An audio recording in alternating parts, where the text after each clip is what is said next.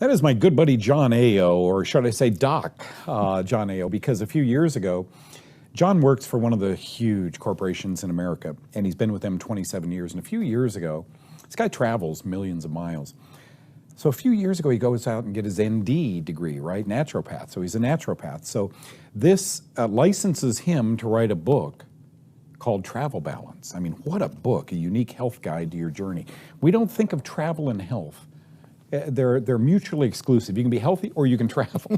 John's a guy who has figured out how to do this. And a $15 book later, you will dog-ear some pages and be blown away like I was with this book. Welcome. Thank you, Doug. Thank you for being on the show. Twins doing okay? They are. Anthony and Allison are doing great. Almost 15 now.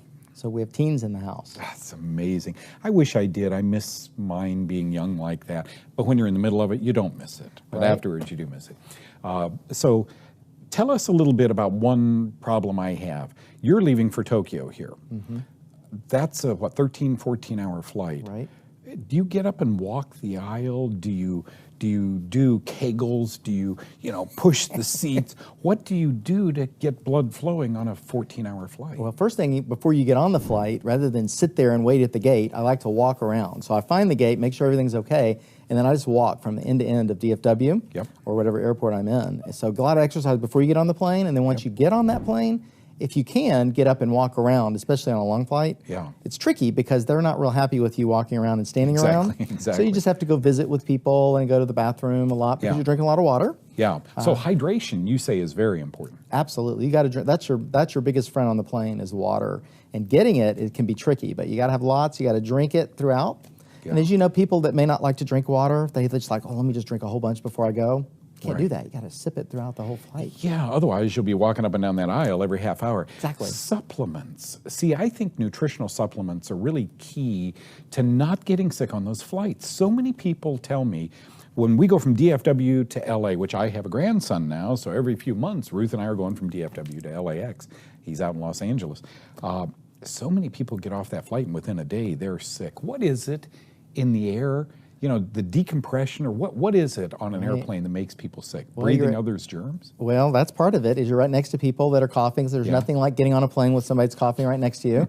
And then, of course, you have all the germs that are there. And they've done some studies that show that some of the germiest things in the airport, like that little security thing when you pack your bag. So before you even get on the plane, when you've gone through security, you've already touched something with lots of germs.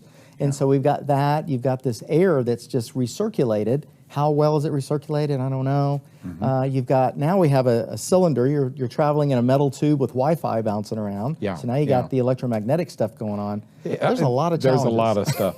And you talk about, when you get to the room, you automatically turn the TV on, right? You hit it, and 48,000 people have hit that same button. Exactly. So you're saying wash things. Oh, yeah, you have to. So, in my book, I talk about essential oils. I'm a huge fan of Young Living essential oils. And so there are quite a few that will help to disinfect and clean up germs. Yep. And so, one of the first things you encounter when you land is when you go to the hotel and they say, Mr. Kaufman, can you sign here? Yeah. And you pick up that pen that 48,000 people have touched. Think about that, John. Are you at all, in the 30 seconds we have remaining, are you at all concerned about the machine you go in and, and it x-rays you? I am concerned. So I've learned the words opt-out. Opt-out, 2 words. Say opt-out. We do that 100% of the time. The TSA people tend to tell me, well, that's no more dangerous than an x-ray. Okay, here's the book on x-ray. It's radium, right? Be careful out there, folks. Don't be paranoid like John, but be careful out there. It's really good to see you again. Thanks, Doug. The book, again, is called Travel Balance. Highly, highly recommended. Thank you. Thank you.